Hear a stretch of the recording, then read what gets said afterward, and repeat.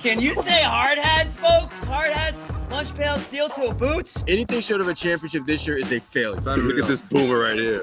You've just got so much talent here. Somebody said we need to apologize for Jalen. Can I close it, John? What are we apologizing for? What did we say? What did we do?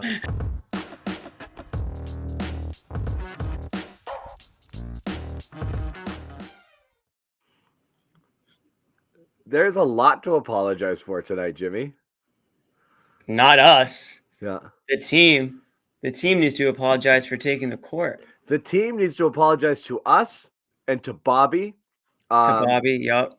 Who went out there on an overnight flight. I think the Patriots need to apologize to Amit. Patriots do need, for keeping him up. For me blowing up his phone at 7:22. After he went to bed at 6. Amit! Belichick needs to apologize to Patriots fans for the last 5 years. Ooh. It's something that I'm not going to forget. And fans will, and the people in the chat will apologize to you now for anything we might say anything that we're going to say that might upset you. Yeah, this is not going to be. TNT had to apologize to its viewers for TNT. The games that they had to put up there, and they decided they just stopped. They were like, we're not going to watch Banton and Svi. Yeah. And all these other guys that Celtics fans don't even half the time want to watch. We're not going to subject our national audience to that. And then they put on a game that was a 20-point blowout instead of 30. What's the opposite of a hard hat game, Jimmy? Would you wear know? That's a really good question. Yeah. I think it's what do they call it when there's just a safety code violation on the job scene? I don't know. There's something. There's a violation going on. Don't you work in this industry? Yeah, I'm just blanking on it right now. I got my Celtics hat on right now. I don't have my hard hat on right now. But yeah, there's definitely a strike on the Celtics for the tonight. We're gonna talk about this game for 30 seconds, but I'll ask you outright. There's a really hold on real quick. There's a really I don't even know how to explain how to find it, but on Instagram there's a really funny video going around of this guy who is his job is construction supervisor, and then it's a picture of this dude or a video of this dude, and then they cut to a bunch of footage of people on construction sites that are screwing up, and it's so funny. Just figure out a way to search it on Instagram. Just type in construction supervisor on the search and you will laugh. It's a 3-minute video. It's done very well. Yeah. No hard hats. Okay. All right. Sorry. And that's the show. That's it. So look, here's what I don't OSHA violation. Thank you, Nick Berry. There OSHA it is. Violation. Here's the thing. Here's what I don't want to do. Can we make a pact? You, me, and everyone currently in the chat. Okay. Okay. Here's the pact. I don't want to do the one side yelling about how bad they were and they should have been up for this game and what the hell, it's still the Bucks and you're professionals and you get paid all this money. And I don't want the other side doing the back-to-backs, what would you expect? Okay, I can't do this all night. What side are you? I'll just agree with you and we can move on. Well, I'm not on a side in the sense, here's what I will say. I don't understand why TNT would do this. Why the league would schedule premium teams like the Celtics and the Bucks and have the Celtics play on a back-to-back and travel the second night of a back-to-back on the road. Why you would do that when you're sitting and complaining? My target is the league and TNT. Not that you couldn't play well on the second night of a back-to-back, but you're inviting a slop fest. And you've told them you can't be sitting your starters on stuff like this. So what do? They go in there, they chuck a couple threes, they realize they don't have it. They're like, yeah, all set, peace out, scheduled loss. They sit in the second half, and it's the worst thing. It's the biggest friggin' disgrace and embarrassment. So if you want entertainment, don't do that. That's it. Yeah. I'm not going to get in on the Celtics and they all sucked collectively. Friggin' crumple it up, throw it in the trash, flush it, done. I don't give a crap about the game. I have nothing to say about the game. I'm not making excuses for their performance. We all saw what happened. It happened. It has happened. I don't understand why the league does this. I find it stupid. If you want these two marquee teams to play in a good game, arrange the schedule in a way that maximizes the probability that you're going to have a good game. That being said, I will ask your opinion on your take on it. Wow. Is it an excuse that they played the back-to-back for how bad this was? Yes, it's an excuse. I don't care. I don't care. I mean, it wasn't too long ago, and it was for a reason. They were doing back-to-backs because of the lockout. And we didn't see performances as bad. Now, what you're saying is true. They put teams in a tough position to compete at the level that they can compete on a national and like I said, scale. This is a good point. The Wolves played their asses off with travel problems on the second night of a back-to-back on the road. It's not an excuse. The Celtics could have played well. Absolutely not an excuse. I just think you want They opportunities. gave up. I mean, John, it's pretty simple. The shots didn't fall. This was a game where the 3-pointers needed to fall early to keep it close. They did not fall. I think I saw at one point 1 of 11, and it got worse from there.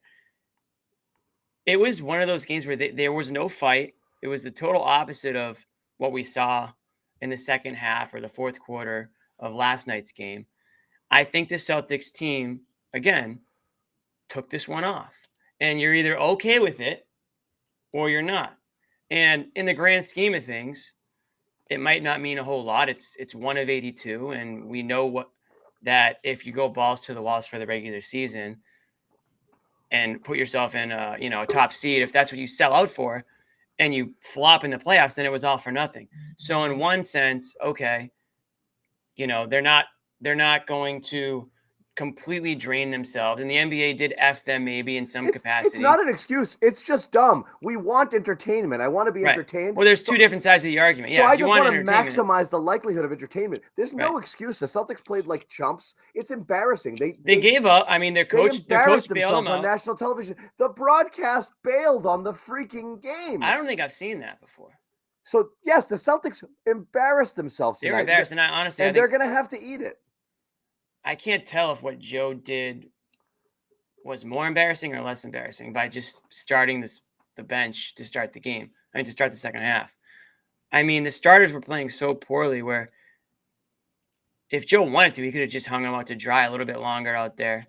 But for whatever reason, maybe it was because of rest. Maybe it was because he didn't want to do something stupid. Because who's going to get the blame? The same people who are complaining that, they benched him too early or that they didn't try.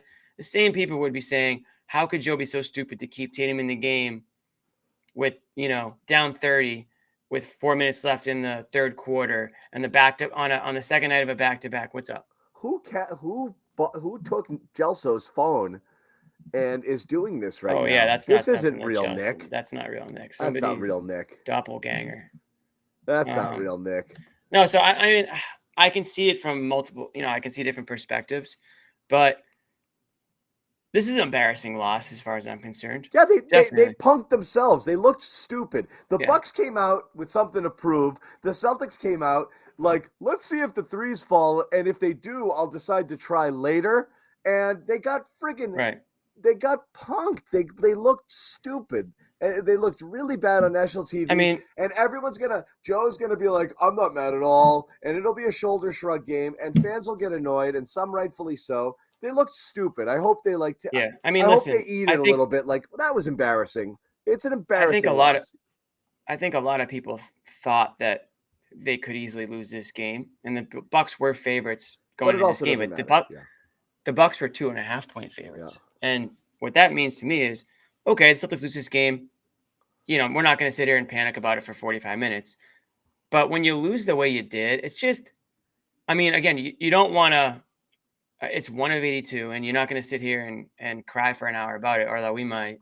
But positive, Nick. You want to show up at least. I mean, it goes back to having some pride, having some self-respect. I mean, teams are going to, once in a while, they are going to have those stinkers. They are going to get blown out. We saw it last year against Oklahoma City. That was a shocker. But this is a game against a team that is your Eastern Conference rival. There's a lot of, back and forth, win some, you lose some type moments between these two. And and again, the Bucks had what, three nights off or 2 nights off before this one. So they're at home. They're coming in with all the rest. This is a game where if you are a gambler, you probably hammered the Bucks. Yeah. But you still hate the way the Celtics came out. You hate the fact that they didn't even come out in the second half. They waved the white flag. And yeah, it would have been an improbable comeback. But would it have killed them to put the starters back out there for the first 4 or 5 minutes and see, what they have? Maybe all of a sudden it's a 18-point game and then you've got plenty of time. It's the NBA. Those comebacks happen all the time. And I understand that this was a huge deficit. What was it at halftime, John? It was like 38-80 or something, 75, something like that. Something wild. It was like a 37-point. I joined this game late and I watched it like kind of, skipping through. So I was just, it was so obvious where this. Yeah. I mean, you didn't have to pay attention. And that's the other thing. You didn't even have to pay attention. It was so obvious where this was going fairly early. So again, I may whip myself into a frenzy by the end of this show, completely change my opinion and go crazy and say like, these friggin' losers. But like, I'm kind of in the camp of, it's not an excuse, but you open up the possibility when you schedule these games that the team's going to come out flat. Bucks came out scorching hot and wanting to make a point. And those two things, when they met together, resulted in really just getting run off the court early. And it was over before they had a chance to even kind of decide whether they wanted to play. And that was it. It was awful. It's atrocious. And absolutely, people who are mad, I get it.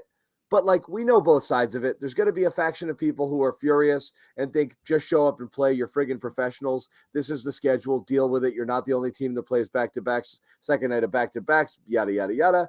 Yeah. And then there'll be others who'll say, like where I am, there'll be others who don't care. The reality is, show up and play. That's what you're paid to do. It's embarrassing. This is the number 2 team in the conference. And if you have any pride, you probably should have showed up and tried a little bit harder than this and not just coasted and been like, let's see what happens. You can't do that against a team like that.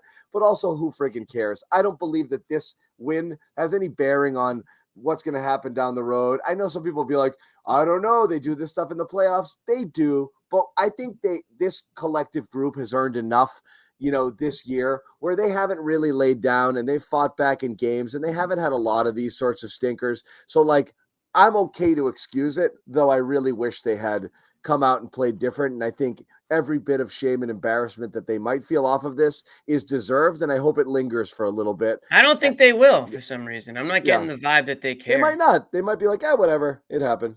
Yeah. I mean, again, at the end of the day, it's one. You don't want this, this isn't a pattern. But this isn't what happens to.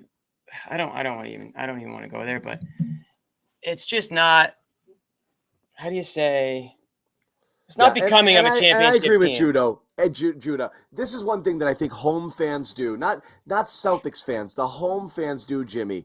I overreact to the thing that your team does without the perspective that it's every team. Okay, the Bucks got run out by. You see it all the time. Like, teams getting blown out by teams that you would never expect. Even this felt a little different, though, John. I mean, rarely do you bench your entire team for the entire second half. I mean, rarely does that happen. So I'm curious. Jimmy. Yeah. Do you think Joe did that because it was like, whatever, shoulder shrug, it just wasn't our night? Or you think he did it to like send a message and like? That's what I can't quite figure out. I'm wondering if he's brought it up after the game to reporters. I know Bobby's there, and we can ask Bobby what Joe's sort of mentality was. But I just briefly on Twitter saw it. It seemed like Joe was taking the chalk it up to a game. It happens type of thing. So I almost feel like, and this is a little bit surprising to me because I thought Joe would be on the more like, F you guys, I'm going to stick you back out there. I mean, we've certainly seen him let players play through shitty performances before. He'll swallow his timeouts all game and watch guys try to figure it out on their own. But on a night where they couldn't figure it out from the start, he kind of throws them a life raft and kind of, it's almost like you're getting booed off the stage in a way. Yeah. You're bombing so badly. So many tomatoes are being thrown at you where you just can't recover and you just have to pull this person off the stage. And, the sideshow clown comes back out instead. Bucks recently lost to the Rockets. No offense to the Stay Ready crew. Yeah. Bucks lost to the Rockets and at home to the Jazz recently. So, again. Losses happen. It's not it. But yeah, it's just if you watched, there's something about this performance. It felt like they went into it being like, if the threes fall, great. If they don't, like, we're out of it. We're not working for anything tonight. That's kind of how it felt. I hate that too. And you know what? Here's what bugs me more. I felt like it was almost team wide, which is almost slightly better than it just being like everyone came to play, but Tatum was just like, I'm just going to chuck, and those games drive me more nuts when it's like the one player or the star that you're counting on.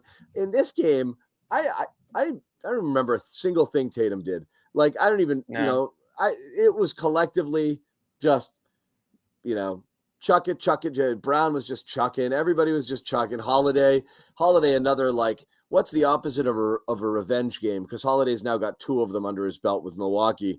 He's dropping spicy comments, prior to the game. Spicy. According to some people, spicy.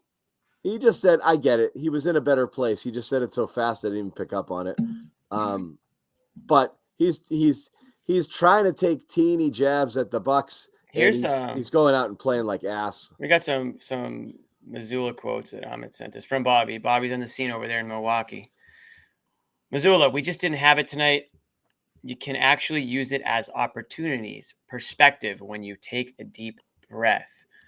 Missoula, again, our guys bring it every single night. It's not always going to go our way. Yikes. I don't even like those quotes. But again, am I going to sit here and boomer rage for an hour? If these guys, honestly, John, this is how I feel.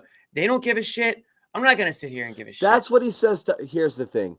I think people misread this stuff. I've made a living off of trying to extrapolate. What do they mean when they say this? I think Joe is of the camp.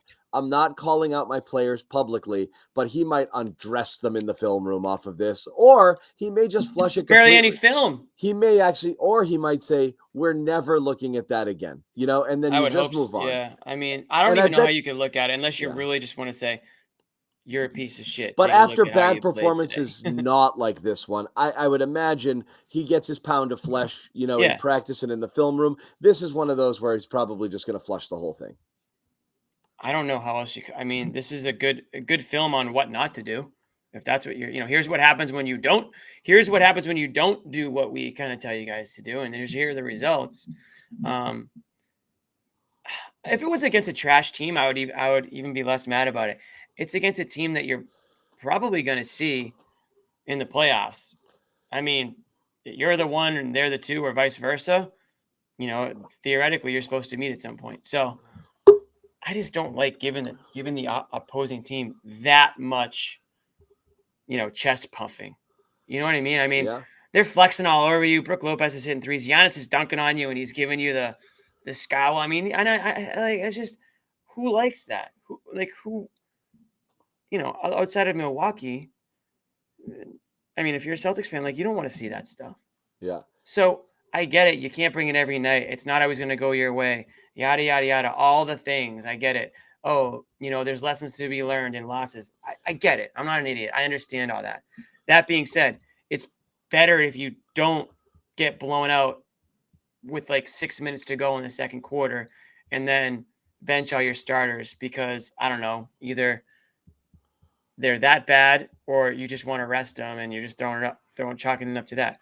To your point, John, NBA hung them up. NBA kind of screwed them, I guess, with the schedule there. They've had a tough run, but we've all said, it's going to be a tough schedule coming up here. You've got Milwaukee, you've got Indiana twice, then you've got Minnesota, then you've got Milwaukee.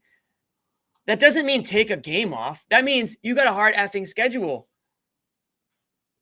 Hard hats, steel-toed boots, lunch pails. That's what it's all about. It's not, I'm going to call out of work today because I've had a tough week. Oh, I'm going to take Thursday off because, I worked late on Wednesday. So I'm actually going to take Thursday off, boss. That's not what it's all about. If you have a tough week of work, you show up ready for a tough week of work. That's kind of where I'm at with it. So I'm embarrassed if I'm a Celtics fan, or if I'm the Celtics, I'm embarrassed. Now, I don't know if that's how they feel, and maybe they can just brush it off and they'll beat the Rockets by 40 on Saturday, and nobody will care about this game. But for right now, for tonight, I don't know how you. I mean, I guess you can just ignore it. Like you could ignore a bunch of things in your life and just be like, oh, that's okay. Yeah, whatever. Chalk it up to a bad day. Sure, if you can live your life that way, all power to you. Ignorance is bliss. But for some people, that matters. And Yep. and you know that's also like building good habits and things like that. And again, yes, it's one game, but I just don't like the idea that can happen. Yeah. Fair enough. Fair enough. I get it. And like I said, It's fraudulent. I may whip myself into that lather too, but I'm also just cognizant of the fact that it's every team does this from time to time. So I don't know why it's a big deal just with this team. And I have to keep reminding myself that because it's easy to have an emotional reaction. Want to give a shout out to Easy E. That's a brother that'll smother your mother and make your sister think I love her. Wow. Last year, this game would have really worried me. The team is different. I have faith. I'm kind of here too. I think they've shown enough non-lazy, non-mail-it-in, non-collapsing moments. And even in games where they do have lapses, like they did at Minnesota last night, I remember the Heat earlier in the year. They've turned it around and made winning plays late and played some good ball. So I think you got to give them props for that. I think you got to give them some props. Yes, no Mayo, and I don't want Vrabel either. I want new blood. I want big, bold strokes. That's 100% what I want. Are we transitioning to Pat? No, right now? I'll do it. So, Jimmy, you know that thing where you give me crap when you say I miss Super Chats and then I leave one on the screen for 30 minutes and you talk through the whole thing and don't acknowledge the Super Chat? I didn't notice it. I'm trying to throw them up there for the people who are contributing to your kitty. I'm Mayo. I'm Team Mayo. We're going to get into the Belichick stuff. No, I am not a Mayo guy. Put Mayo on everything. No, I take that back. I love Sherrod Mayo. I love Mike Vrabel. I want to flush it all and start anew. I want it all different. That being said, I think the players love Mayo, and that's good. I also don't think that the coach is important. Whoever they bring in as coach is going to be worse than the guy they fired. What matters is who's making the personnel decisions, because that's their problem right now. So we're too hung up on who the coach is. The coach will be worse than the last coach, guaranteed. Next, and we'll get into that in a little bit. But the coach and the GM obviously work hand in hand a lot together too. So you can't just say a coach doesn't matter. But I think Mayo, I don't even want to get into it right now. I'm going to wait. We're going to wait. We'll get to Patriots talk. We'll give you guys enough of a heads up, and you guys don't like it, you can leave. I don't even have much more time on this game, John. I pretty much said my piece. What are we going to do? Break down the freaking X's and O's of this one? What I'm going to say this is, O'Shea Brissett has friggin' hops, dude. I am, That's one thing he's got. He can jump. It's good that he can jump because he can't shoot. He cannot. But he can jump, man. He can jump. That's all I got. Yeah, and that was talking O'Shea Brissett. That was O'Shea Brissett. Hey, guys, you guys want us to talk Jalen? Should we talk Jalen? Yeah. Where's Louise from last night? 740 comments. I put her in timeout. She gets out of it 1 second out of jail. As soon as she gets sprung, are you guys talking about Jalen yet? Yeah, that's not going to get us to talk about him. Yeah. I'll give Jalen more props than I'll give Tatum tonight, though. Yeah. I mean, they're both very, very low on the totem pole tonight, but if I have to criticize one over the other, I'll criticize Tatum more than Brown because Tatum wants to be that superstar, top 5 MVP. Yeah. I think these are the games where there comes a point in an NBA player or NFL player, baseball player, superstar athlete where you have an obligation to show up every single game that you're playing in because you're the ticket. People are paying a lot of money to see you. There was probably a lot of fans in that building tonight that their favorite player was Jason Tatum. And he just said, I'm calling out of work. So, like LeBron James, say whatever you want about him.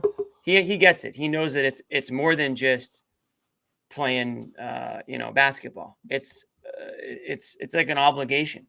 So I'm not saying Jason Tatum's there yet, and this is an example of him not being there. And I don't want to go on and on and on about the disappointment of the game, but this was just a bad one. You're saying that And then I am. Yeah, I know. but you know what? Because Though, I'm Jimmy? catching myself. I know. I'm not going to talk about it 20 minutes later.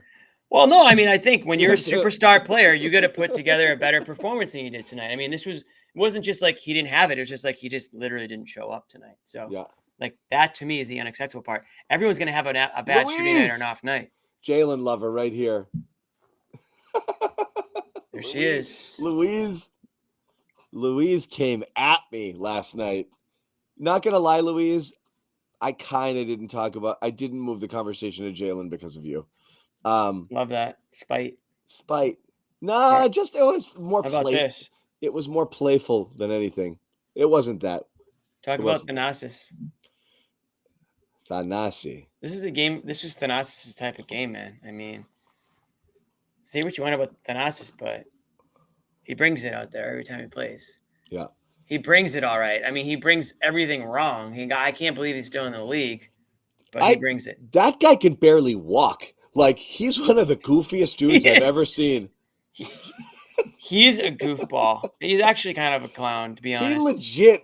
He's the type of guy who would like trip and like seriously injure himself. Just like walking up the stairs. Like, he's goofy as hell. But he's also crazy. He'll snap. I think. Do you question Tatum's dog?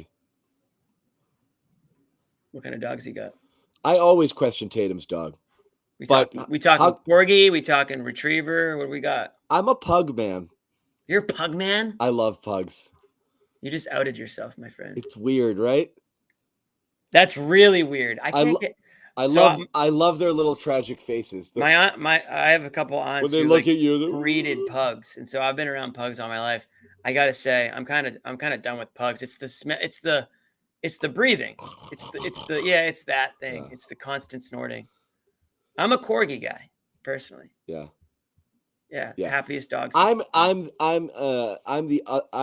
the guy who'd rather you. I'm have a Luna guy. Team Luna. What'd you say? I'm the guy who wants you to have a dog and not me to have a dog. Like, I'm the fun uncle. Sure. I'm the fun uncle of dog owners. You know, like. Yeah. I don't want kids. I don't want the kids, but I'll be nice to your kids. Like, I'll pat your dog. I'll even grab me the little tennis ball thingy, and I'll impress you by how far I can whip it across the field. Right. And you'll be like, "Wow, I can't throw it that far." But and I'll be like, I know. Here's I'm your dog back. Awesome, but here's your dog back, right? Yeah. I'll take him for a walk. A couple girls might come up and be like, "Oh my god, I love your dog." Thanks. Yeah, his name is Fido or whatever. And then here's your dog back. Yeah. But take your dog. Yeah. And also, don't assume I like your dog just because you like your dog, because I don't always like your dog. Yeah. Also, I'll say this: like, make sure your dog is cool. Like, do the work. Do the work. When you get the dog, do the work. Yeah. So that it's a cool dog and it's nice to other dogs and other people. You can walk it. It's playful. Just do the work. Don't get a dog and just like screw it off for 6 months, and then it's too late because you can't teach an old dog new tricks. Now, do I question Tatum's dog? Not because of this game. I will say over the last year, he's got more dog in him. I like the kiss of death. I like, some of the moves he starts to make now. He's more physical than he used to be. He's not just settling for only step back jumpers. So I like that more. I do think he has more dog in him, but I don't think he has gotten to like alpha dog status yet. My Tatum dog vibes were always, I think he has a generally kind of sleepy demeanor. Yeah. Which I wish he didn't, because I do think sometimes being demonstrative helps lift others around you. It's harder to go by, guys. And I do think there's some passivity, or sometimes where he's trying to feel his way around what he wants to be at that moment in a game. And sometimes he has the slow starts and he's not sure whether he should just start to take it or be deferential. Sometimes it looks like he's kind of not into it. And, I don't know that I think he's always more struggled to, what am I supposed to do? Am I supposed to shoot all the time, or what do you guys want here? Sometimes it's hard figuring it. He said it openly, like, I'm kind of trying to figure out, like, sometimes I got to take it, sometimes not. And that's really what it comes down to him. I know sometimes people want to, like, just take the ball and dominate, which he did. against Minnesota in the fourth quarter and overtime last game. I guess that's what people call dog. But also when he does that, the shots aren't falling. Everybody's like, dude, chill. You got all these good players around you. You don't have to be that guy. So I think the dog stuff is more superficial than it is his actual mentality to win and whether or not he's competitive. But you'd still like to see him like, just I think also the complaining and that stuff retracts from dogness. I'm just going to quickly on this answer comment. this. I'm going to answer this question. Look, I said you flush this game because it's the second of a back-to-back against a good team, and they got down so early that there really was no coming back from it. So at that point, total capitulation was understandable. It snowballed so fast that before they had a chance to figure out whether they wanted to get into it, they were already done. Yeah, sure. You get multiple days rest and an inferior team comes into the Garden and whoops your ass, you're going to feel worse. All the bad losses count. I just think this one is understandable, even though we would have rather seen a different result. And it's no excuse, but it is fine. Why is Cornette on the thumbnail? He is. I think it's because he played a lot and Amit has a sense of humor, if I had to guess. I'll say this: if they lose this badly to the Rockets, yeah, they're gonna get ripped to the high heavens. I'll say that because that means Ime punked you. That means big bad Ime, the boogeyman, came in and spanked you. He bent you over his knee and he spanked all his kids. Somebody call the Herald or a tabloid here. We had Tatum's dog assaulted one of our viewers. That's messed up. How about this, John? This guy knows you. This is something that you would say. No, but it's just like, it's the whole nobody likes your kids. Like, yeah, nobody Stop likes talking to me. Nobody likes your dog. Like, it's not okay if your dog comes up and just jumps on my, jumps up me, jumps and licks up, me. yeah.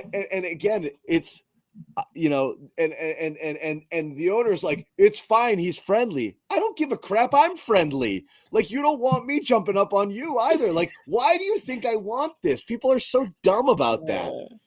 Yeah, people who think their dogs are their kids.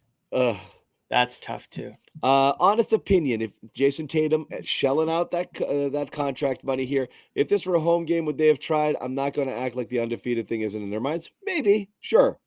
Maybe. If this is a home game, there's no way they're benching the starters in this. They still should have tried. No shit. They still should have tried. Yeah.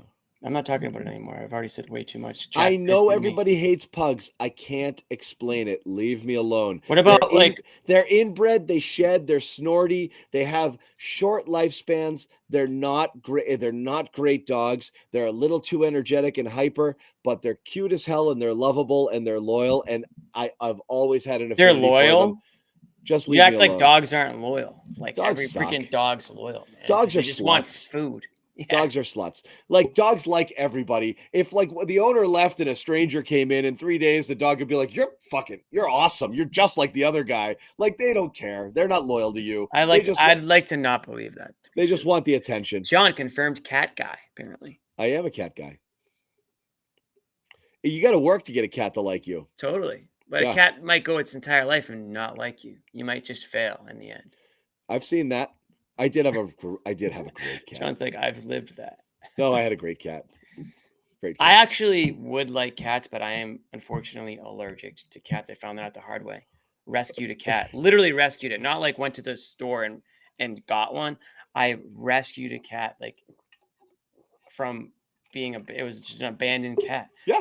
Took it in from like the outside, took it in, and then for like a month I had like runny itchy eyes, runny nose. And finally my parents like, you might be allergic to cats. I'm like, I was a younger kid. Yeah. I was like, you guys let me suffer for a month before you decided that it might be what it is.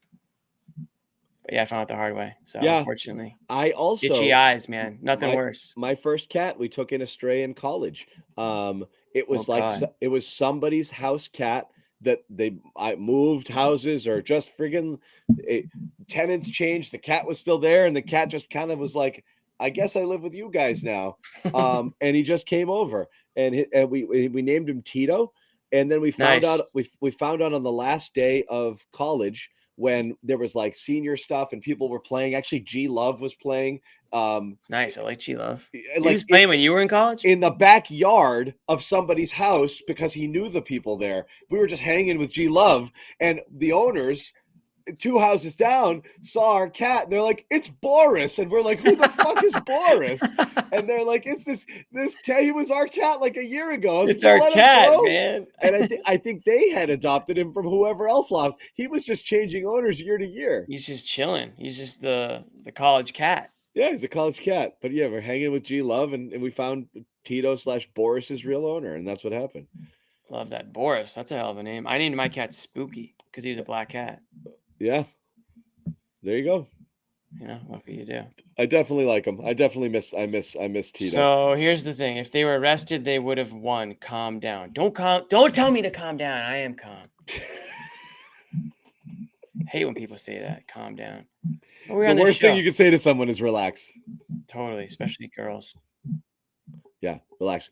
Here's this guy, Bobby. He is no relax in him. There he is, folks. Boston last night, Milwaukee tonight. I'll tell you what, the Celtics may have taken the night off, but Bobby Manning doesn't even know what that means. Celtics fan poll: who's the tiredest, Bobby or Amit? Gotta be Amit. Really? Always Amit. Yeah. It's I slept Amit. on the plane. But to be fair, There you go. Amit at his peppiest sounds like he hasn't slept in 7 days. Bobby, I have some bad news. Your flight's canceled. Yeah. That's tough. On before- top of this really being the worst. What are you gonna do in Celtics Milwaukee game. for another day? Sounds horrible, dude. Might go to Chicago. We'll see. Ask Taylor and Amit about their Milwaukee I experience. can't think They of. didn't love it. Probably must be a top Oh, no, 5 there was worst city to be stuck in for an extra day. Milwaukee. Ugh. Yeah, I was Yeah, bracing dude. for this. I wasn't expecting this. I'll raise kinda you. game, I'll though. raise you a St. Louis and a Cleveland. Ooh, I said top 5 though, so that's still those are Cleveland might not be too bad. I don't know. I haven't been to Cleveland in a while because I never wanted to go. I again did after Columbus. last I had a time. blast in Columbus, but Yeah. that's probably different than Cleveland. Real quick, that's not what I want to talk about. I really got to quickly give a shout out. No, LinkedIn. this one. Come on down. Quick shout out to our sponsor, FanDuel. The boys over at FanDuel running this special right now, 150 in bonus bets when you place a $5 bet. No yawning. Bobby, what did you read, FanDuel.com. dude? FanDuel.com/Boston. If you go there and sign up, take advantage of that special offer. All you got to do is deposit 10, bet 5. When you go to FanDuel.com, the official partner of the NFL and the official wagering partner of the CLNS Media Network, restrictions do apply. And again, I do want to point out these are bonus bets. It's not actual money, but you can use these bonus bets to place actual bets that will win you actual money. So you really basically get a free crack at it here with this offer. So again, FanDuel.com/Boston, 150 in bonus bets when you get in on the action. Want to tell you also about HelloFresh. Bobby Muffin's getting free breakfast every single time he orders because he took advantage of this offer. HelloFresh.com/CLNS free means free breakfast items for life. You use the code CLNS free every single time you order a HelloFresh box or a meal kit. They will include breakfast items along with whatever you order for free. So again, HelloFresh.com. That breakfast is coming to you forever. Take advantage of it now in the new year here. Customize your menu. Get farm fresh ingredients delivered to your door. Decide what you want. Read the menu cards. 15 minutes later, you've whipped up a nice restaurant quality meal at a fraction of the price. HelloFresh.com/CLNS free. Bobby, on a scale of 1 to 10, how bothered are you by the Celtics kind of no-show tonight? On a scale of 5 to 10? No, I didn't say 5. Who says that?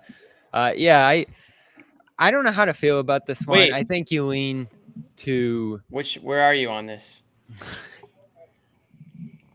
You know where I am. Look at me. right there. So with this game, I was You're on the there? other side, but you guys have pinned me where I am. where are you, I- Bobby? I'm curious about it.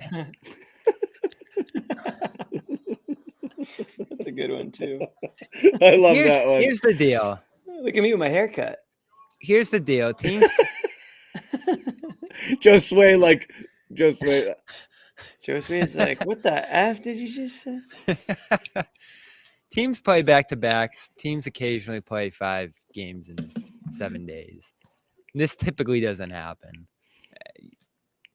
This was a weird game, not only for the fact that they threw in the towel at halftime, but also for the fact that they really didn't perform at all in that first half in any manner. You got a few good stretches from O'Shea Brissett there, and the bench was a little better than the starters there. But in this game where, John, if they sat everybody and this happened, all right, it's rest, schedule loss. But This is hurtful, by the way. But they came in and played everybody and intended to compete in this game, and to fall down 10-2 and see that expand to the halftime lead. And did you give me a number? No, he didn't. He's just talking. This is filibustering. How Pick a number, you coward. I mean, I agree with you. I'll go right Bobby. in the middle at 5. Hot take alert. That'll move the needle. I mean, what information so none of this matters. No. What Bobby, information do I have, Jimmy, to say that this is gonna be an issue going Middle forward? Manning. I don't have any. What So- we got to have information now?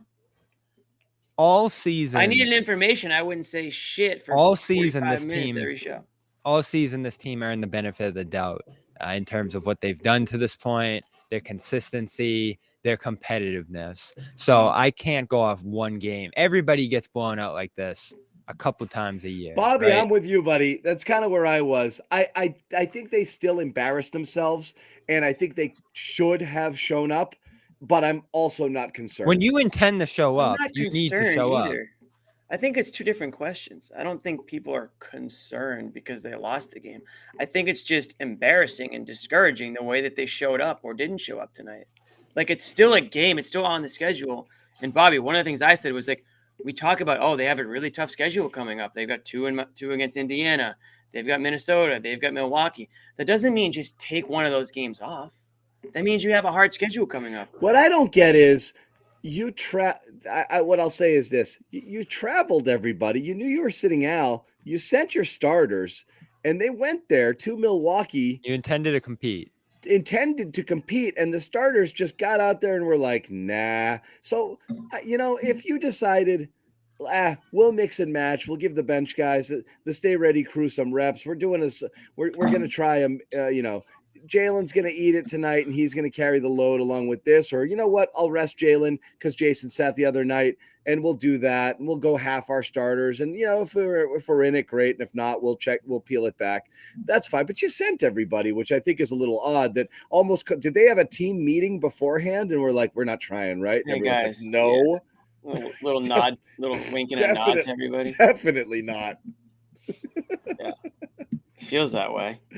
That's what's weird. It was to a me. bizarre game. So your antenna's up, John, right? Like, how the hell did that happen? Yeah. But beyond Bobby. it being a weird game, it's tough to forecast what this could lead to for me. Have they given up on an entire game this year, start to finish? No, so it's tough for tonight? me No. to say. It's None. tough for me to Not even say that close. that's gonna continue. It's not going to continue. It's just in a vacuum. It sucks. Bobby, what did Missoula have to say about this?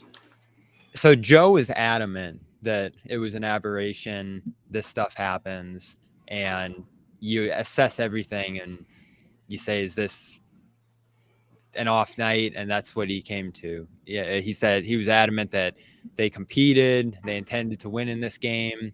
He almost was on the defensive in a way against, any notion that they didn't show up or, didn't compete in this game, that they gave up, right?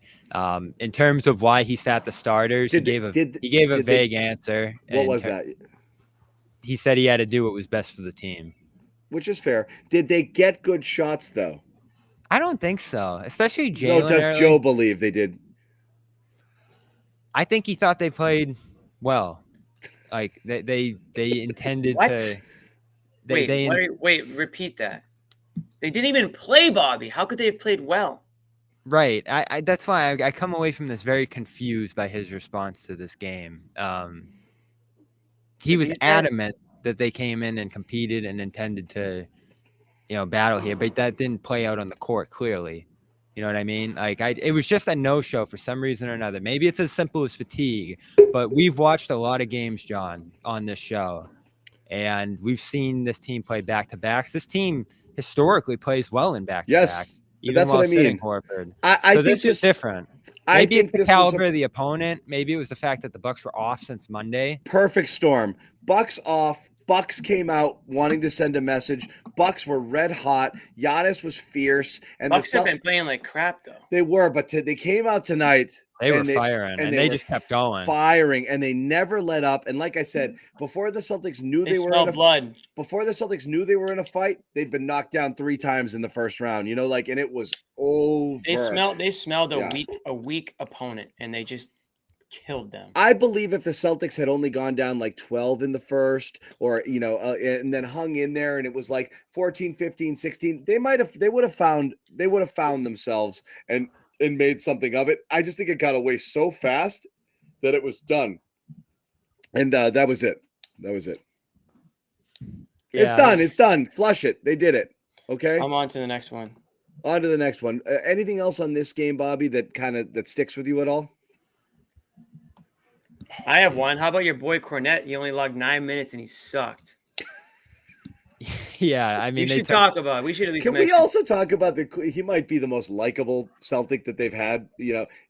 Blake as well, but he's got to be on the all-time like good teammate list, right? Like they love this dude. Seems like a great guy, but I mean, he was a huge part of it. I mean, if you want to talk about why they quit in the second half, he was like the main guy out there for that. What was it, 21-0 run in the second quarter? I mean, it was 25. a tough 25 it ended up being. Sorry. Is that what it was? 25-0. Yeah, That's John, bad. It was really, really bad. Really, really bad. Yeah, so that's the thing. We've seen Was the Stay Ready crew ready, Bobby? If the starters are going to fail you as much as they did, could they have not at least turned to the Stay Ready crew and said, guys, for Hey, real, Oh my god. You can't stay ready if you don't get ready. guys, for real, like You didn't get much of a bounce from that be group, did you? ready. Like, It's safe to say they were not ready for this one. yeah, High- the narrator, they were not. Was the Stay Yeah. Ready crew ready? Narrator, they were not They ready. were not ready. They were not. Shvima ready. Hyluk just came out there firing. Pritchard played well, but That's one he word. was about the only one in this game. Svima Hyluk is the reason Cornette TNT sucks switched the ball. game. Yeah, I mean, when you get the game switched on you, that's That's bad. tough. That's probably about That's as why low I'm as it saying gets. it was just different tonight. It's a different type of I'm different with you, type of Jimmy. blowout. This was different, and so your antenna's up. You're watching where this goes, but it's tough to say that they're just gonna go in a tailspin because of this. I do think this No, team has I pretty don't good think that. fortitude. I don't to think be able to anybody's move on on I from don't it. think that. Yeah. I don't think this leads to. This is just like when you say, "Oh, every team gets blown out." This one just feels worse than a blowout loss. I'm I with know you. teams get blown out. I'm not saying, "Oh, it's the start of something bad," or like here's Not why, every here's team 10 picks up a reasons. 25-0 run. That's what it is, right? Right. But they just didn't have they did not have any fight. They just had no. There was no competitive plays, nothing. John, right? Did anyone take a charge? Did anyone dive on a ball? Did anyone? No. They didn't have a chance to in a second. Yeah. I mean, they played 15 minutes. All they could do was catch the ball going through the basket from Milwaukee and inbound it to somebody. Like there weren't Yeah. really opportunity to hustle. Yeah. Yeah, and they played in that drop, and the Bucks just loved They it. ate them alive, Ugh. When they targeted Sam and O'Shea, they were all out of rotation. It was just a Let me get mess the, on both ends tonight. I don't think they got the shots that they wanted. You look at the shot profile in this game; it was really bad. They didn't get to the rim at all. There was no urgency to get downhill. How many free throws did they shoot? Who even cares? But the first half, they only ended up with The Celtics had way more free They throws had than six. the Bucks. They had 6 What? in the first half, though. Celtics finished with 30 free throws in this game. Yeah, but 6 in the first half. So Yeah. I want to get 1 the to 16 Bucks. from 3. If there's anything you want referees to do is blow a lot of whistles in a 40-point game in the second half and then mix in a Joe Mazzulla challenge as well. That was what was needed. All of that stuff was Bizarre important. game. Truly bizarre.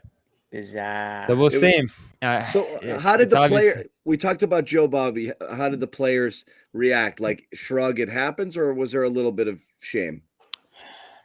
We spoke to Drew, and it was the shrug. It happens. Asked about the schedule and is there a better way the NBA could set up, a stretch like this to not have these kind of games, and he said for sure. So I think the team as a whole made that decision, and we asked, did you guys agree with taking a seat off of that game? And he said sometimes coaches have to make those decisions. They want to go out and compete, but is it a strange decision that they pulled them, or do you think it's just all minutes and load management? Both. There? It was over. It was too far gone, so it's Yeah. not strange at that point. You're down 30 something. It was over. Over. This. I've seen whatever. guys play through that. It was about load management at that point. There was a lot. There was more Exactly. involved. Like the league won't let you take off these national televised games, so they sent everybody and they played. Honestly, I wonder if Joe's expectations were, guys, let's see where it goes tonight. If it's not there, I wonder if it was almost, I don't know whether it would be predetermined. I think it'd be weird for a coach to say that, but I really do believe that they cared very little about this, the way they approached it overall, and Joe having no problem pulling them and then joking about it to TNT, in the game as well. It seems like they were pretty fine with it. Joe was adamant that this was an aberration. Yeah. So we'll see where that goes. Yeah. This might be about us, but that's okay. Why are they called Fear the Deer? That's one of the dumbest slogans. I kind of like it. What's scary about deer? Well, that's why they're telling you. You ever gone head on? You ever gone head on with a 12-point buck? They're warning You you. might not live to tell about it. You don't know what a when you get the 12-point buck is. when you Yes, get the I horn. do. Yes, I damn well do. Yeah, you get the horns. Did you come out of this game respecting the Bucks a little more? No. Next question. I would say. I would say No, because they respect. played. The Celtics is just mad at. They just didn't. There was no effort. I don't know. Portis is like the X factor. He was playing well. They don't. The Bucks they don't. When I look at their roster, it doesn't really do it for me. But when guys like Portis contribute, when Lopez, hits a couple threes. That Beasley character, Malik Beasley, had a solid game too. But Portis, 28 off the bench, that was the only thing where I was like, dude, Yeah, awesome. Deer are prey. They're like the most skittish, anyway. John's Googling deer right now to back up his point. Get some. Yeah, facts. yeah, like a little deer. Yeah, I'm not scared of a little deer, John, but some of those deer grow up to be bucks. Okay. And that's when you don't want to imagine you're a little doe-eyed deer. No one's scared of a Celtic. Yeah. What's the Celtics slogan? Tonight the Celtics steered clear of the deer, and that is that. They're done. There you go. They decided to mail it in, and that's that. And we're done. We're done. So the season series is tied. We did way more on this game than we should have. We did. All right, we'll do this, Bobby. I want to make sure you're okay with it because I'm on board. Your eyes glaze over every time we go talk about shit. No, this is a big Bobby one. has nowhere to go for the next 24 hours. Yeah, I'll sit here all night tonight. Okay, ready? Going to snacks. The Bill Belichick report. So I was in the airport this morning. What was it, 7 a.m. when it dropped? But it was early. Yeah, right around there, yeah. Yeah. I watched you and Taylor go live after John, and Taylor said that he wasn't surprised at that point. But I do feel like there was a little bit of a like, suspension of belief there for a couple of days where Bill's saying, yeah, I'm coming into work, and Kraft's not saying anything. And again, in the back of your mind, you're like, Kraft would just say he's back if he was back. Like, something's going on here behind the scenes. They're going to part. It's just about how they're going to part at this point. But you did start to wonder as a couple of days go by, are they thinking about it? Are they getting cold feet? The fan base seemed to be growing a little bit more receptive to the idea of him coming back. And there he goes in a kind of anticlimactic resignation alongside Kraft there. And I thought Kraft was good today, because he kind of talked about it, John, right, as more of a firing, which is what it was. Yeah. But, Bill just came to the podium and, said his few words, and there he goes. So, Jimmy, you don't have a captain anymore, right? Who's the boss here? Who's in charge? Guess it's going to be Mayo, but who's the GM on top of him? I mean, this is what people were talking about. Once Bill goes, where are you going next? I don't think that's any reason to keep him, but it still does leave that uncertainty into the future. That is different than that's different than your Brad Stevens stance. I do want to point out because it's a different situation. But you were like, where are they going to go next? And, who are they going to get? And I do think, my belief is still, when the marriage has gone bad, you're not worried about who your next wife is going to be. You just know you want out of this. And I think they knew that they were done here. And you have to factor in, Kraft respected Bill and was grateful for everything they did. He didn't like him. Bill treated him like a nobody. I definitely don't think, this is a problem. I think, Bill kicked a lot of people's dogs, walking around the building there. And many pugs. Yep. So, I'm not super surprised. I wouldn't be surprised if people around the building were like, we're so tired of him. He's exhausting. Can we please get someone in? And I'm going to guess that the players are going to rally around Mayo like crazy. And almost every positive Mayo comment is going to be like all of the Bill O'Brien comments at the beginning of this year, which were basically, subtweets of Matt Patricia or just commentary on the previous regime. I think you're going to get a lot of, we feel more trusted and, part of things and, someone who gets us. And I think the players are going to like it. But you said it, Bobby. Who's making the decisions far more important than the X and O stuff. Do you think they have a plan? Yeah, and I think it's a shitty, boring one of bringing somebody shitty and boring in. And then we're just going to roll the dice and hope that the guy doesn't draft as bad as Bill. Who's the GM? Someone in the building? No. I mean, Elliot Wolf, I know is a name that's kind of been talked about. Elliot Wolf. Yeah. Fear the Wolf. He is within the building, director of scouting. I know that he's been floated as a potential. I don't know if there's outside guys who are in there, but you feel like if you go with an internal candidate in the succession plan in Sherrod Mayo, I feel like you're just going to obviously bring somebody into that position who is fine with the Mayo thing. Imagine going out and hiring a top shelf GM, or a guy who wants control and wants to do it right and do the Red Sox thing and being like, but you got to work with our coach. I feel like it has to be somebody kind of tied in tight. What happened to Vrabel?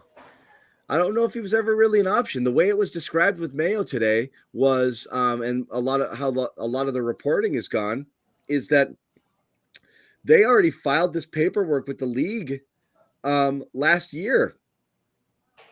And as part of a succession plan, which kind of allows them to circumvent, regular hiring practices, Rooney Rule, going through the motions here. They already kind of filed a succession plan saying we've already vetted who our next coach is going to be. He's in the building. And if and when we move on from Bill, we're going to most likely hire this guy. And that's kind of what it sounds like. So it's Mayo, and it's been Mayo, and it's always been Mayo. And Mayo walked around the building knowing he's the next head coach of the Patriots. So I don't know that any other person was considered. I have to think they probably paused for a second when Vrabel got let go and thought, that is interesting. But they were way too far down the road with Mayo.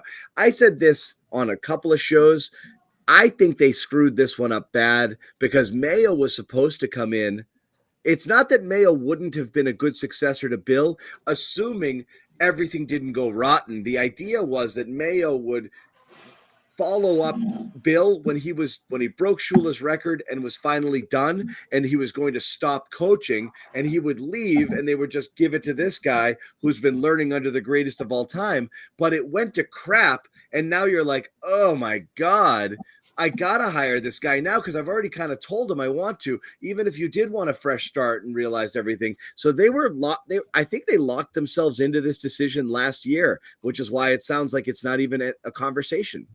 It's been a weird week, which caps off a very weird season. I did go to the game on Sunday. Good for you, by the way. How much was your ticket? $40, which is actually more than I could have paid, but I took an end zone seat. Went to the game because I had a feeling that it was going to be Bill's last game. And even though I've been a huge Bill critic over the last 4 years, 5, and deservedly so, might I add, I wanted to go, 1, because it was snowing out and those games are a lot of fun, which it was. And 2, I thought it might have been Bill's last game. And I was like, you know what? I'm just going to go just to see. I thought maybe they'd show Bill on the Jumbotron or the big video screen. I thought maybe they'd be not that it's like a foregone conclusion that he's gone, but give the fans something to cheer about. There was nothing to cheer about in terms of the game. It was one of the ugliest games I've ever seen. Isn't that strange if they kind of knew they were moving on? Feels like Bill must have told them, don't show me or something. I can't imagine why it would have been a Patriots decision. Yeah. Somebody had to have told the whole production team of the whole stadium not to put the camera, not to go to Bill at any moment, because not once did they. Bill wore like this outrageous, like it was like he was trudging through Antarctica. It's like Darth Vader. Looked like Darth Vader. Didn't want to acknowledge the had fans. the mask up. Yeah. Didn't even take it down for the handshakes. I know he was sick. Never wanted to be seen. Let me finish here. Never wanted to be seen. Never wanted to be talked to. Post game, didn't want to say boo to the reporters, as is standard procedure. Today, didn't want to say a word. Just so many. It felt like a lot of different FUs were given by Bill. Deactivated Mac, which I thought was one last FU to Mac.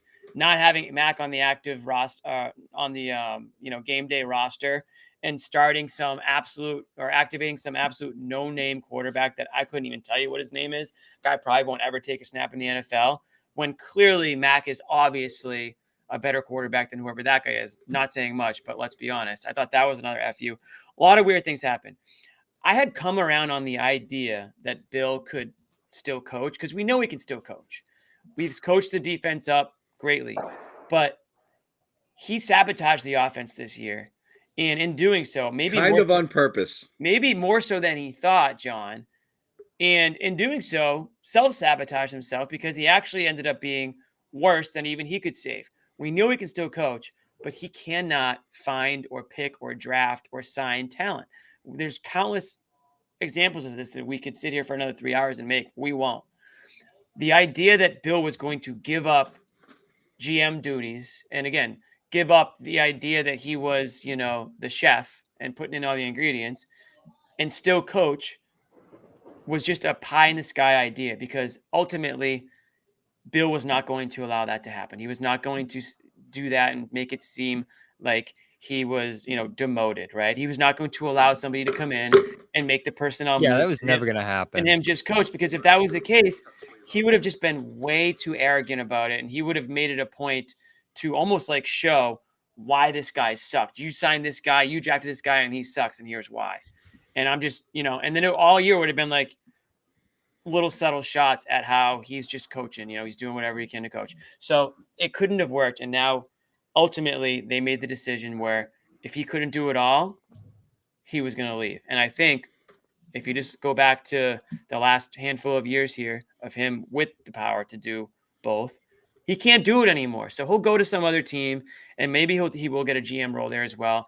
And honestly, I would not be too confident if I was that team that Bill's the guy that's going to pick the right players, sign the right players, draft the right players. He can still coach, but I don't think that he has that talent evaluation ability that he used to have anymore.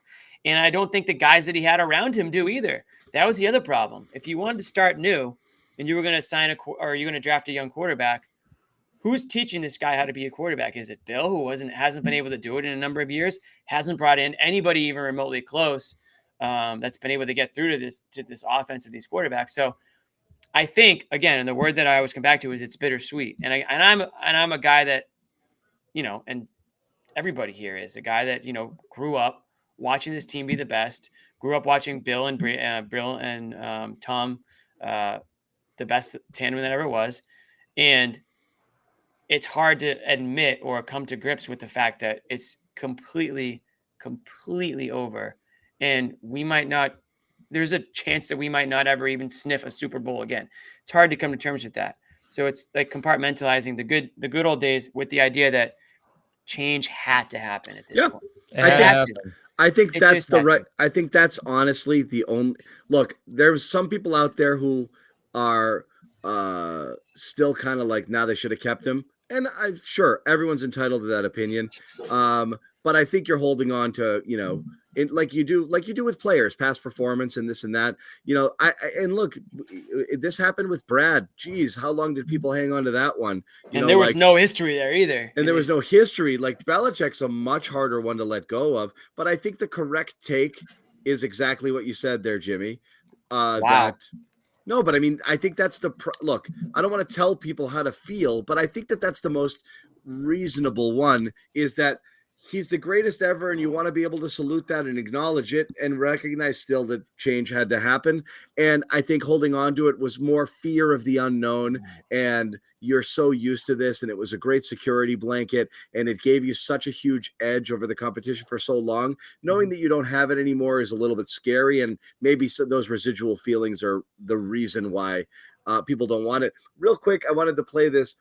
Joe Mazzulla did, you got that coaching fraternity thing that goes on, and a lot of the coaches do kind of acknowledge and respect one another and the job that they do, and sometimes they lean on each other for advice. I know Joe had gone to Patriots training camp during the summer to check in on Bill. It's a pretty regular thing, and Bobby asked Joe for his comments on Bill, and here's what he had to say pregame. I mean, I don't have a reaction to that. I think I just have a reaction to, Bill as a coach, as a friend, as one of the best coaches of all time, and just what he's been able to do. Thankful for the relationship that him and I have built, and gotten to learn from him, gotten to talk to him, and it just kind of, to me, when you see things like yesterday, whether it's Coach Belichick, whether it's Nick Saban, it's like, if coaching defines you, it can be an unhealthy life. It could be really stressful, and you could be the best ever, and there's a shelf life. There's a shelf life on your career. There's a shelf life on being with one particular team. And to me, the most inspiring thing about yesterday was Nick Saban has won so much, and he's walked away after losing in the college playoff. And to me, that's inspiring as a coach, because you're not going to be defined by winning. You don't have to stick around too long and chase another one. And I think when you see guys that go through coaching changes or slumps, or one, it's easy to forget how hard it is to be a coach. Two, it's easy to take for granted long-term success. And three, it's just we're normal guys that have a job and try to do the best we can. So just grateful for the relationship and the standard that he sets. You can't see this, but he was wearing a cutoff hoodie in that presser. You can't see you can't see the rest of his arms to see that it's cut off there. Really? Yeah.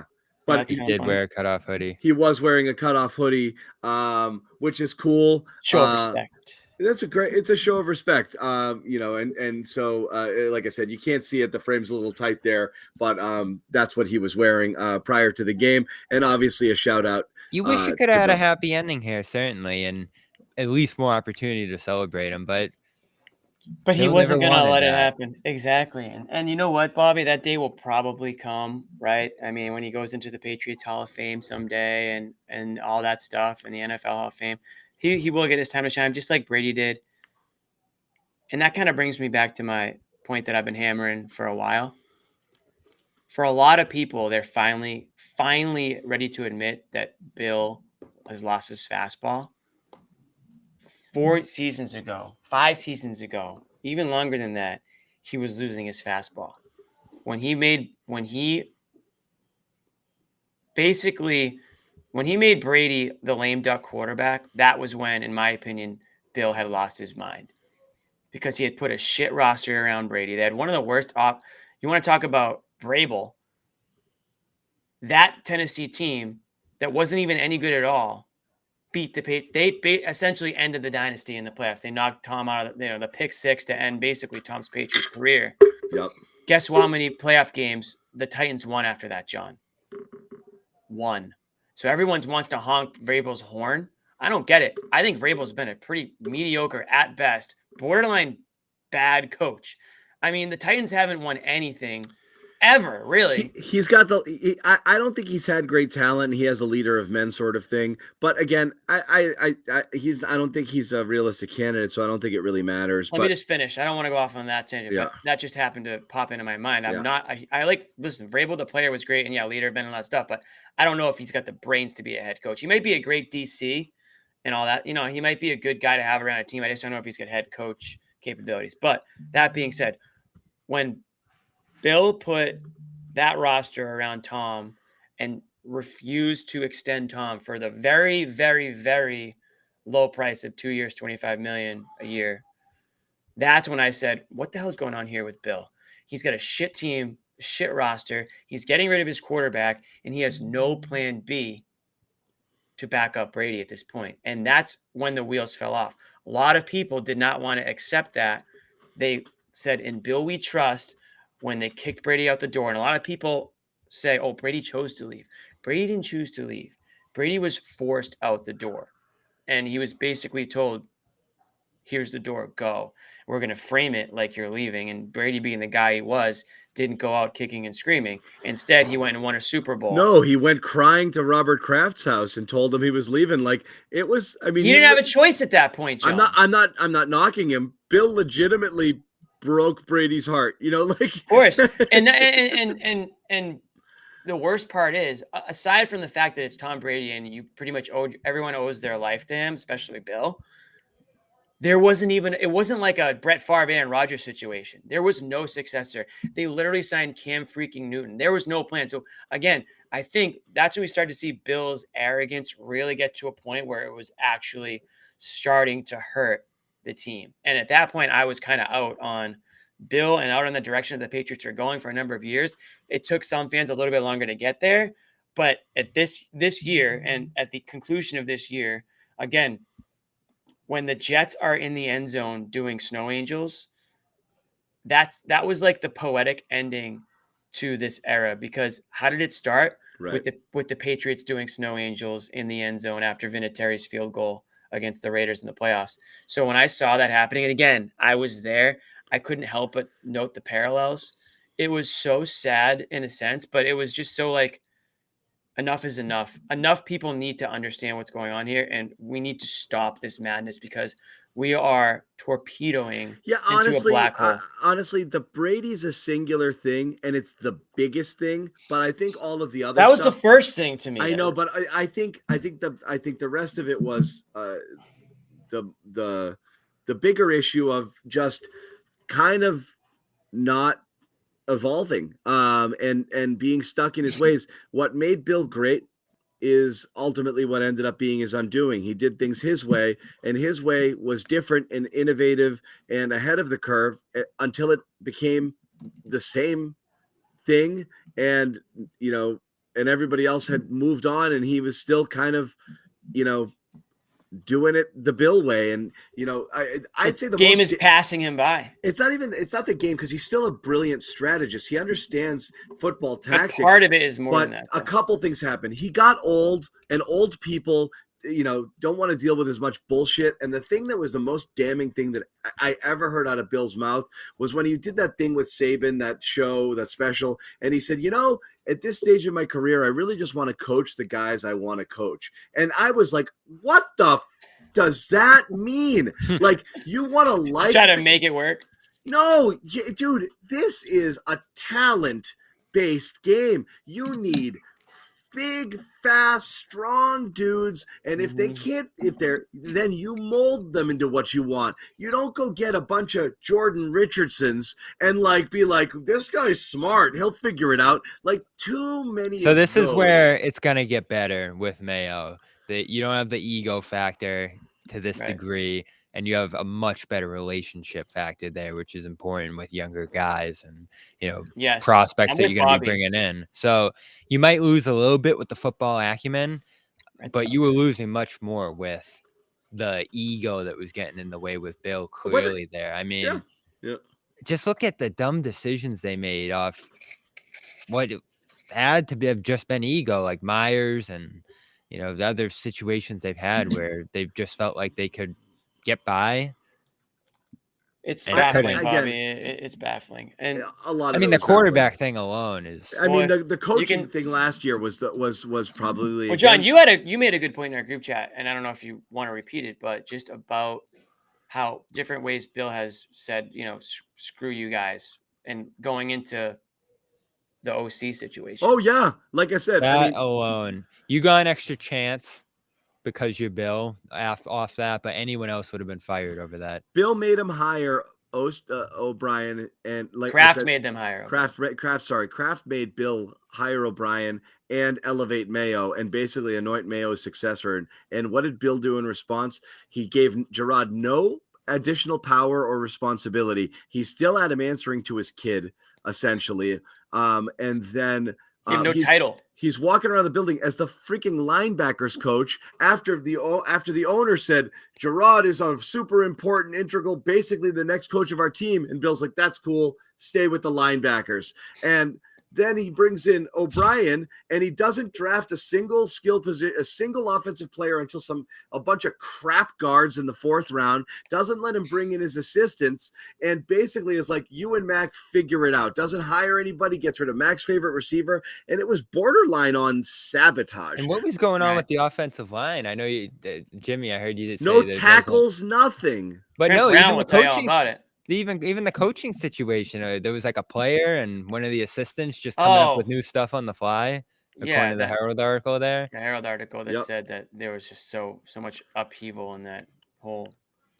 It was messy, and again, it was just kind of like, I think Bill just took his ball and went home and said, you think I can't figure out offense? You guys handle it. I got the defense, and the defense was competitive, and the offense absolutely tanked once again because it was completely neglected, both in terms of personnel, the coaching behind the scenes, O'Brien not able to bring in his own guys, and absolutely zero talent. Not only talent not added, talent lost. I just can't, you know what I can't figure out? And this is just one thing that I don't know how Bill could ever defend it, but like it had to be by far like the worst quarterback room, like borderline ever.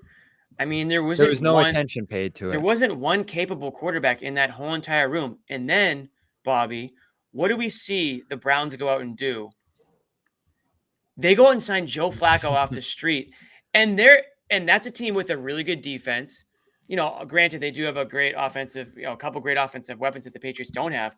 But my point is, if the Patriots had such a good defense and they were a quarterback away, or a player or two, a skill player or two away from really kind of competing in the AFC East, that was wide open. There's really not that many great teams in the AFC East.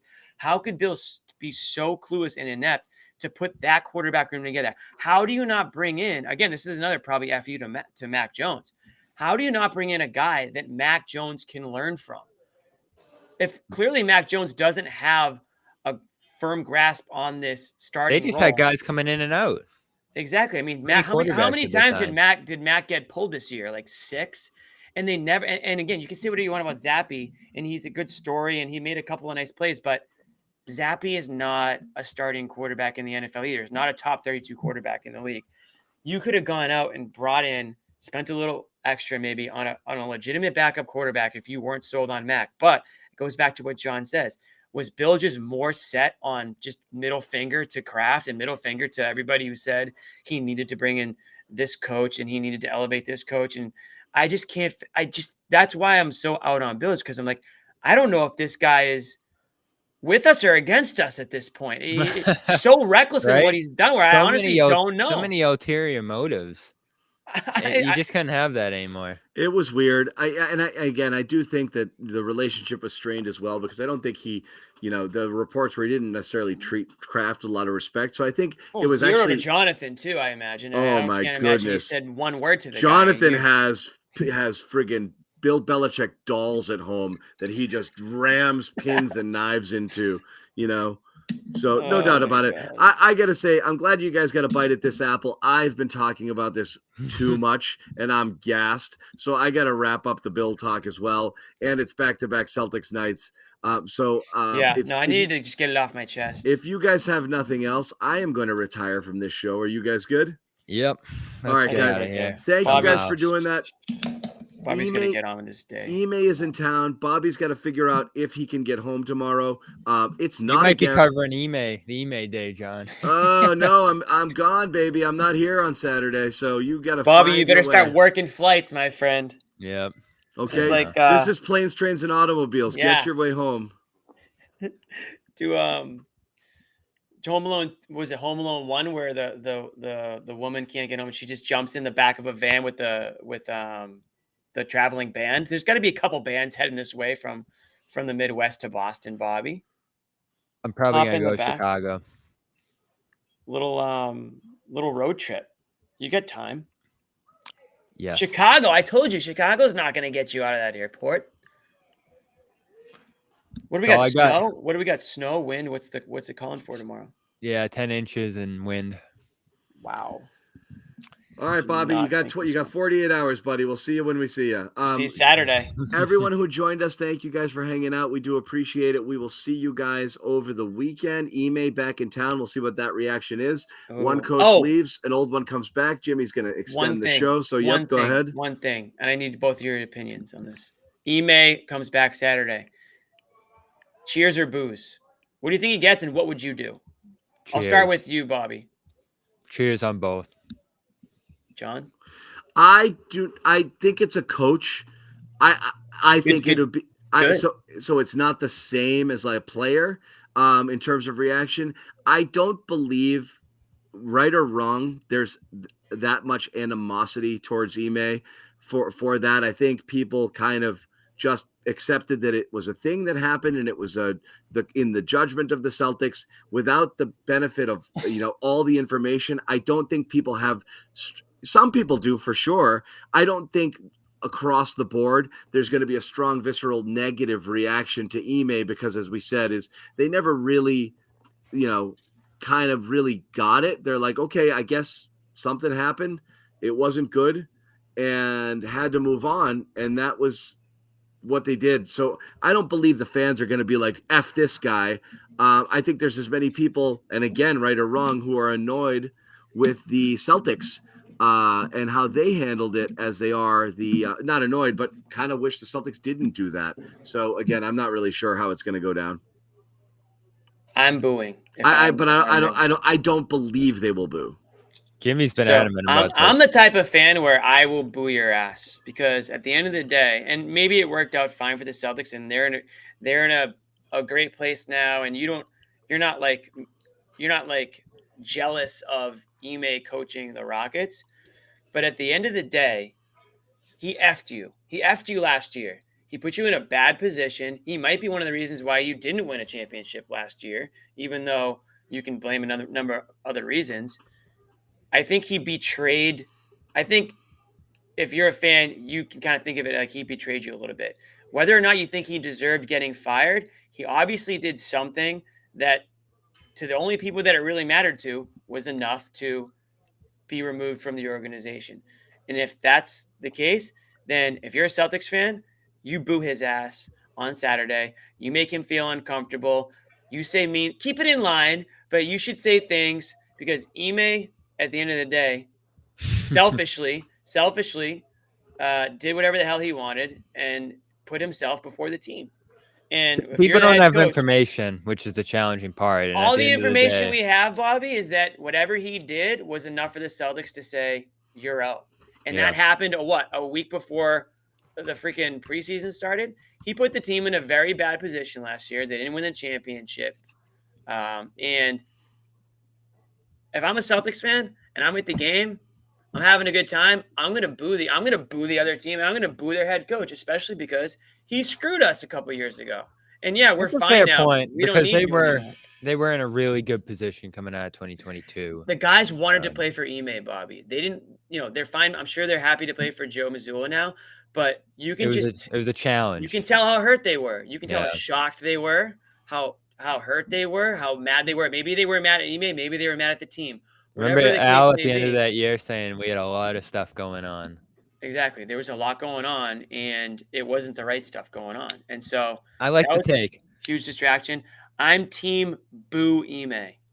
Yeah, I just think you're going to be balancing that against the obvious good things he did for. What did the he do? roster. He wasn't even here. He wasn't even here long. He brought them to the finals, Jimmy. And they lost, and they blew it, Bobby. They freaking blew it. That's what he did, okay? So at the end of the day, he's a tiny blip on the Celtics organization history. He's a nobody when you talk about the history of this organization. He will not come up in Joe any praised him stories. tonight. Well, what's he going to do? What's Joe going to do? I mean, I obviously understand that Joe would praise him. He's an Ime guy, and he's in the position because of Ime. So, yeah, he owes Ime a lot. But from an organizational standpoint, Ime is a skid mark on the whole thing. He's nothing. So, yeah, I would boo him. I wouldn't feel bad at all. That's just me. Where are you going, John? He already said he's going to cheer him. He's going to have John's bringing green palm. I wouldn't react. I was more saying what the fans do. John would stay in concessions during the intros. Yeah. Yeah, exactly. Well, there are going to be those people, too, that don't care either way. And that's fine, too. But get to the game late because obviously they're not going to play it up. They're going to say his name in the intros, and that's going to be it. Oh, for sure. They're gonna try to. There won't be a video or anything like that. Yeah. Right, Ime Udoka. All right. Bye. But he's the last one called, I think, in the intros, if I'm not mistaken. Coach of the Rockets, Ime Udoka. Yeah, and then that's when I want to hear the boos. Well, down. it's Eddie Palladino. What's more interesting? The old guard would boo him off the freaking court. What's more interesting is how the Celtics handle it, and whether they try to, as you said, they didn't put Belichick up on the jumbotron at the game. Ime Udoka may have. I'm curious how the broadcast handles it. Will they do a lot of talk? Will they talk about it? Will they interview it when they ask it? When they bring on? How do you not do an opposing coach interview? How do you not try to get Ime? How do they ask those questions? About that. You've got, Abby and those guys, they're team employees. Drew Scal, they're team employees. Are they gonna talk to them? Are they going to show cutaways as a production truck being told? Don't show a lot of Ime cutaways. What's the crowd's gonna be on them? What's the mandate? I think. What's the mandate from the Celtics on down? I'm very curious on that. I think they're going to want to They're going to want to minimize it for sure. Now, it would be almost. It would be almost unprofessional to not at least acknowledge, what the history of Ime. I mean, you can't talk about Ime and not mention the fact that he used to coach the Celtics and not obviously mention the fact how he was let go from the organization. You don't need to go into details on what may or may not have happened, but of course they're going to have to acknowledge the brief history. Now, I don't expect the Celtics I don't expect the broadcast to constantly be zooming in on Ime because they don't want any more attention to pay to it than anybody would. I think the majority of I think there's a faction of people out there who I think are going to kind of piece together what they think went down and think this doofus, this goofball, this guy could, did this to himself. He deserves he deserves everything that's coming at him. No question about it. I think some people are horrified over the idea that he, kind of created this toxic workplace culture by engaging in inappropriate relationships. There you go. And the power dynamic that's at play with all of those things. There's plenty of people who are going to be in that camp. I think your base Celtics fan, their vibe is, I like this guy better than Joe. I wish we still had him. This goes back to our That's what I think most Celtics fans think. I'm being honest about that. Yeah, that might be true, John, but that's never going to happen. So you might as well just boo his ass because he made that not happen. So it's a weird thing because you're kind of saying, I don't really care about the impropriety if you cheer. So I don't believe there will be a lot of cheers. I think it will be a fairly muted reaction. That's my belief because I think we gotta cheer. You're outing yourself. What are you cheering for? You're outing yourself by cheering as someone who's not bothered by what went down. I don't think people will do that. Bobby, you don't cheer for losing. What did he accomplish? I mean, they went from he accomplished blowing the NBA Finals. Congratulations. The Celtics are up 3-2. Listen, I mean, a I lot think of you're in the- the minority, Jimmy. I think most people thought he was an excellent coach. He A was lot of the largely. things He he was, instilled. and then he blew it. I think people think he was largely responsible for the culture turnaround here. He was the Yeah. guy who kicked lazy people in the ass and said, "You're going to play hard." He got a All team. those things are He true. got a team to buy into defense, and I think that this team was frigging walking dead until Ime put his stamp on it, and then they got good, and then everybody was really bullish about what was going to happen the next year, and then And then what happened? he did what he did. So Okay, so that's what I'm talking about. you could be mad about it, but I think most people are not. I think most people are like, I liked this guy as the coach, and that's their view. That's what people are Yeah, going to be cheering for, Jimmy. They're going to I separate liked it. this coach. That's how they'll view it. Yeah, I liked him, and then he went and he stuck his hand in the cookie jar, and then he got caught. I don't think people think that way. That's what I'm saying. But you might, and that you could boo, but I don't believe most people do. I would boo. Yeah. Because you can like him and say how great he was all you want. He screwed you over in the end. I would neither cheer. My stance is I would be silent. He doesn't deserve my applause because he's not. I agree. The silent majority. He's John not- Zannis for the first time in his life. He's not someone who to be celebrated because he doesn't have a series of accomplishments. Well, Bobby's take is that you should celebrate him.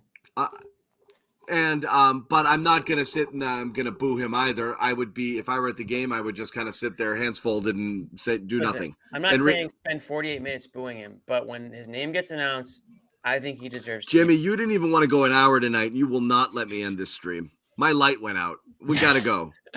I've made my point. Bye. You've Many made- points. You've made You many may start your own points. podcast. I made my point. Many points. Boo Belichick when he comes back to Gillette. Boo Ime on Saturday. Boo Boo- all these bums. Boo all of them. Boo More on Johnny the Davis. Boo more on the Earns. Jimmy John. Huh? Boo Earns. Did you What'd just you ask say? me another question? You said we could talk about it on the Jimmy John Yeah. podcast. Oh, good. Okay, God. I Yeah. thought we were opening up another avenue for How discussion. about this guy? Bye, people. Yeah. Amit, did you make Jimmy's closing montage? He's not No, here. I'm going to sleep. That's fine. I'll let him sleep this one off. But maybe by next week we'll have something. We'll give him a weekend. to work on. All right, we will see you guys later. Thank you guys for hanging out. Thank you for enduring our Belichick talk, which transitioned to Ime talk. Ime coming to the Garden on Saturday. Bobby will be Boo. down there. Garden reports to follow. Bobby's going to have his Boo. Ime jersey on. Bye.